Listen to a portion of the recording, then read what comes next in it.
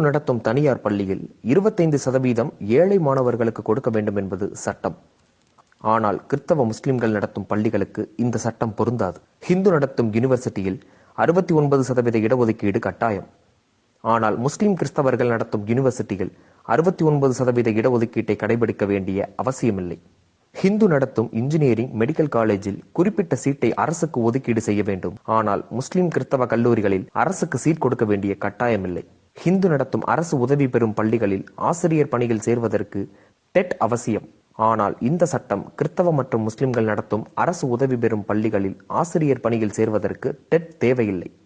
ஹிந்து நடத்தும் அரசு உதவி பெறும் பள்ளிகளில் மகாபாரதம், ராமாயணம் நடத்த முடியாது. அப்படி நடத்தினால் நடுநிலையாளர்கள் பொங்கி எழுவார்கள். ஆனால் கிறிஸ்தவ மற்றும் முஸ்லிம்கள் நடத்தும் பல அரசு உதவி பெறும் பள்ளிகளில் பைபிளும் குரானும் படிக்கப்படும். ஹிந்து கோவில் உண்டியல் பணம் அரசுக்கு சொந்தம். ஆனால் முஸ்லிம் கிறிஸ்தவ கோவில் பணம் அவரவருக்கு சொந்தம். இந்த செய்தி எத்தனை பேருக்கு தெரியும்? இது பெரும்பான்மை இந்துக்களுக்கு இழைக்கப்படும் அநீதி என்று நீங்கள் கருதினால் அனைத்து இந்துக்களுக்கும் இந்த செய்தியை பகிருங்கள். நடுநிலை பேசும் இந்துக்களை விழித்துக் கொள்ளுங்கள்.